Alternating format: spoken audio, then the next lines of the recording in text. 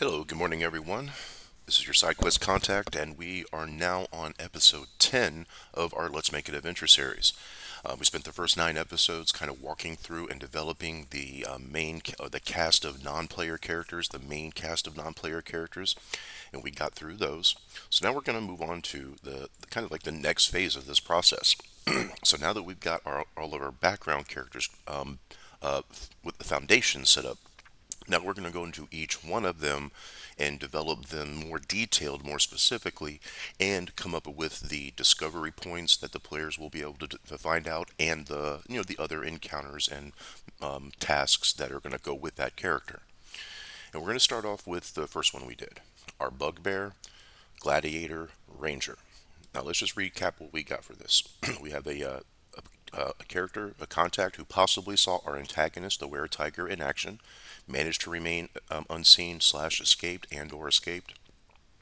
We have a bond protective of a valuable possession, and we're going to have to figure out what this is and what happened to it. That's probably going to drive the whole scenario for this bugbear. Outraging in the jungle, thought it odd for a lone human wizard-like spellcaster person to be out in the jungle alone. Tracked the wizard to the were-tiger's location, and that were-tiger was still in its hobgoblin form, right? So it doesn't know it's a were-tiger, just sees a hobgoblin and a human wizard, possibly some kind of conspiracy. Can't identify this wizard, but some sort of humanoid magic user. That he's certain of that. He or she's certain of that. Notice the hobgoblin was not geared up for battle or scouting. Sort of looked like they had been out there a while, like that hobgoblin. Believes the wizard from the city is a spy reporting back to a hobgoblin officer who is obviously planning some sort of assault from the jungle. Some sort of hobgoblin, goblinoid assault from the jungle. That's what this contact thinks, but that's not what's really happening. Okay, so we're going to get into this character now, and the best way really to do that is just to make the character. So let's go here. All right, tools, encounters. Oh, not encounters. I'm going to characters. Character builder. That's what I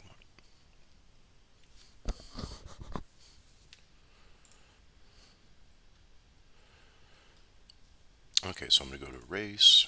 We're going to go bugbear.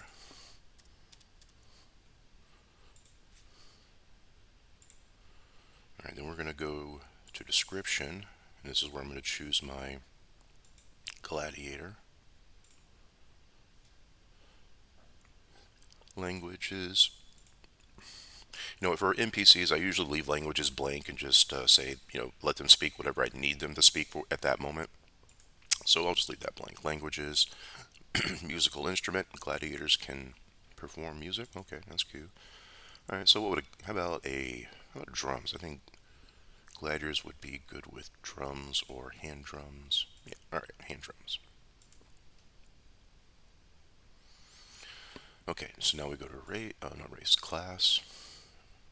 We have a ranger. Okay, all right, let's pick some proficiencies. Now, when I'm picking like proficiencies and skills, I'm mainly looking things that could be rolled, like things that are going to be relevant to the players. So something like athletics for sure. How about perception for sure? And I'm going to go with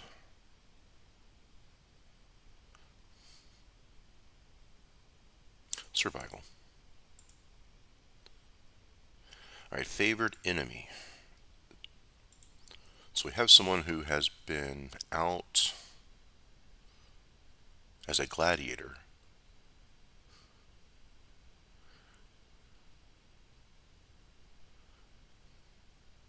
No, let's say Fey, because I think hobgoblins are Fey related, right? They have Fey ancestry.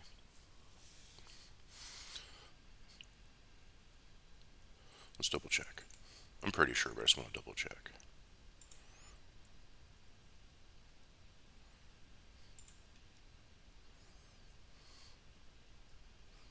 You got Fey Fey answer. Ooh, and Fey gift. So they're Fey related. Okay, so we'll say favorite enemy is Fey, which explains why he wants to go and deal with this hobgoblin threat coming through. And natural explorer.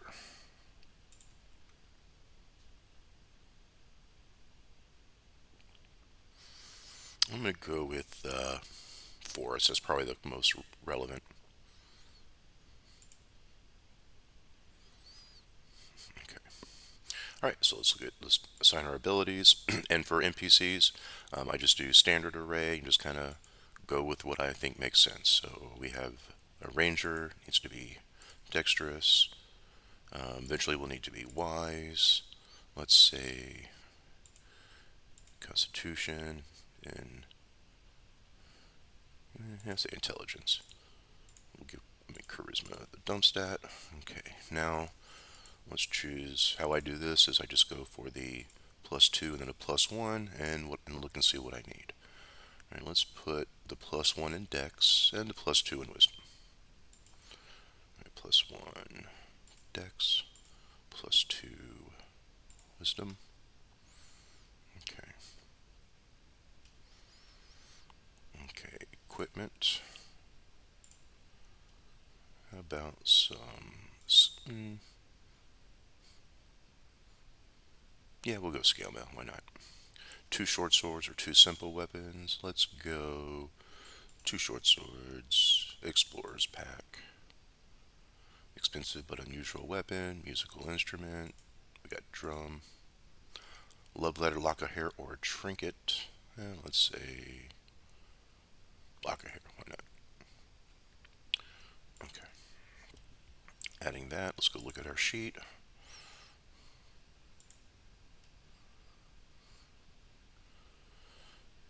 Inventory. We'll equip our stuff. And yep, with that scale mail, we do have a dex penalty, but that's okay. I mean, a stealth disadvantage. All right, no spells as of yet. All right, so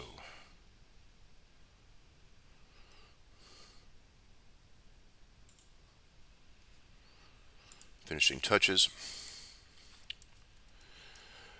Okay, so up until this point, and in my mind at least, all of these characters, as we've been talking about them and kind of formulating their foundations, honestly, have been sort of like gender neutral in my mind. Now, I'm going to go over my naming, my gender assigning convention, but do what you want. This will be your game. If you're watching these videos to come up with your own adventure, do what you want. Assign them however you want to assign things. I like to keep it simple, and so what we're going to do is here in the beginning, we're just going to do a simple 50-50. Odds this character is a male, evens it's a female. All right, so we have a female bugbear. What's a good female bugbear-like name? Bugbear, female bugbear. Now, the first thing that comes to mind is something like Brunhilde, Brune something, Brune something gruff sounding, but sort of feminine at the same time.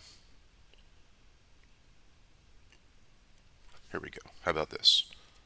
Fringruza. Fringruza, the female bugbear. Okay. Ranger. Let's get a portrait so we get an idea what we're looking at. Bugbear portraits. There's probably only one or especially probably not any female bugbears through here. Maybe find something that looks like that.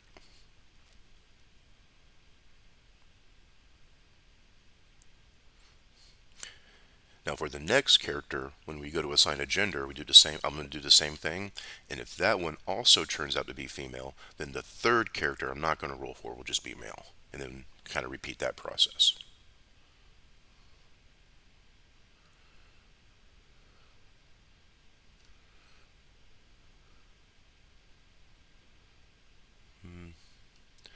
Not a lot of options for feminine-looking bugbears.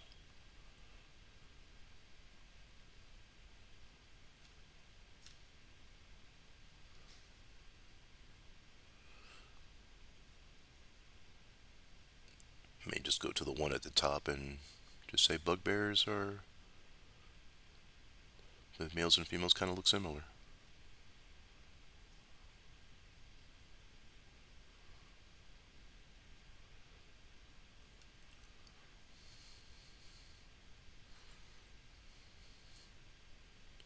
Oh, wait, I saw something. No, no. Okay. Yeah, we're just gonna have to do that, which is fine.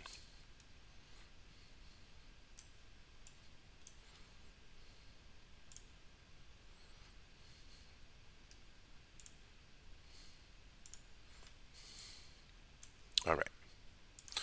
So we have Frangruza, our bugbear, female bugbear ranger. This is a contact character for our players. So what I want to do next is I'm going to go into descriptions and let's see, background, characteristics, appearance. Is there a way to just add stuff? Freeform.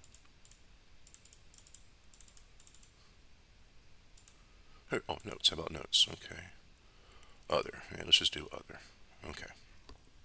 Now I want to take the stuff we've already have from our DM notes and kind of just put that in here so it's all in one location.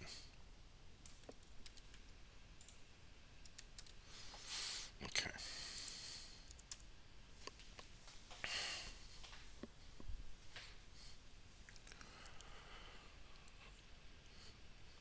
So I think the first thing we need is our possessed item. What is, or not our possessed item, our possession that we value.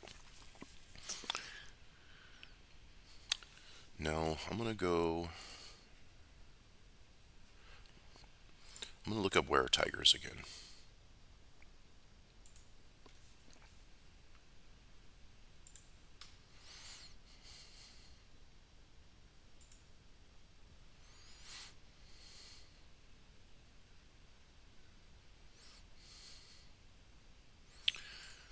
Damage immunities, not just resistant. They're immune to stuff that isn't magical or silvered. They're immune to that damage. Okay, I thought they were just resistant. Do other lycanthropes have that? What about werewolves? Werewolves, they're immune. Okay. Where are rats? Okay. They're all immune. Okay. Damage immunities. I just thought they were resistant. Okay. Well, then that kind of that tells us what we need. I think our valued possession should be some silvered, decorated gem dagger, one in the arena. It's made of the blade is made of silver, so it's a threat to this creature, which is probably why our wizard lieutenant probably discovered it and stole it. That's when he tracked the wizard out to the woods, found the hobgoblin there, and then he just probably think this is just a thief stealing my valuable items, and he doesn't realize why they're stealing it. Okay, so let's say we're going to keep it simple. We're going to say a silvered bejeweled dagger. So okay, one a silvered bejeweled. Is that the right word? Bejeweled. Yeah, I guess so. Very fancy dagger. I know that's awesome language. Very fancy dagger in the arena, and it's her prized possession. It's her prized possession.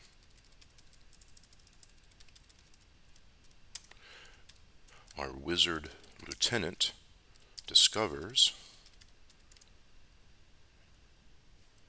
the dagger and is worried about the threat it represents to his master or her master, depending on when we get there.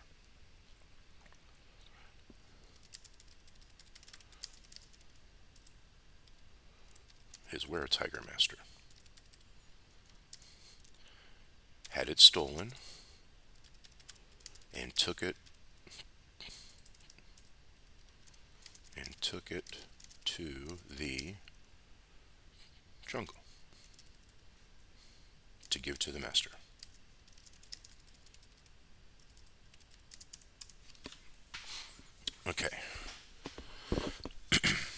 Now, this also explains why Fringruza has not gone to the authorities to alert them of any potential hobgoblin threat coming from the jungle, because any common soldier running out there, getting finding that dagger, they're not going to turn it in. Come on, they're going to keep it. So Fringuza realizes that, says, I need to find a way to reclaim this item without involving a lot of people, maybe some player characters.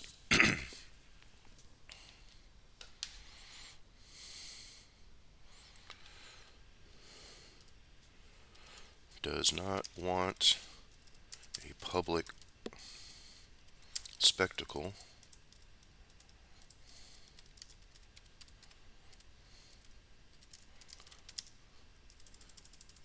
in trying to find the dagger. Will try to slyly manipulate players to going out and helping her, because she's going to want to be there, right? If the players are, if she tells the players, oh, hey, there's this hobgoblin threat, you should probably go check out. She's going to want to be there, because same thing. If the players find the dagger, who's to say they'll return it to her? And we got a pretty wise person here, so she knows the game, she knows the rules of the road, and she's not naive. So yeah, she's going to want to be there to be able to reclaim that dagger if at all possible. So she might even accompany. She's likely to accompany the players when they go out there to investigate things. So where do we find her? Where is she going to be found? So let's kind of put up here. Let's say locations or encounter locations. Obviously in the city, bar, tavern, standard. City, bar, tavern. Not likely in the streets doing stuff, but maybe relaxing after a fight. Maybe she still fights in the arena from time to time. Outranging, scouting. So if your players are out in the wilderness, out in the jungle, out in the woods, they may run it. They may encounter her, and they might even consider her a threat. This big, large, looming bugbear, who's sneaking around. Maybe they think she's the threat. So that could be an option. Range out scouting. Make a note of that. Players might take her as a threat.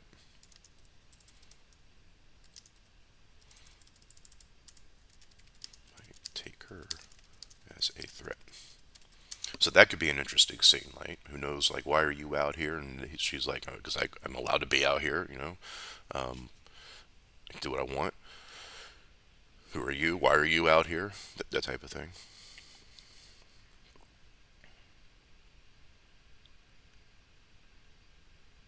Okay.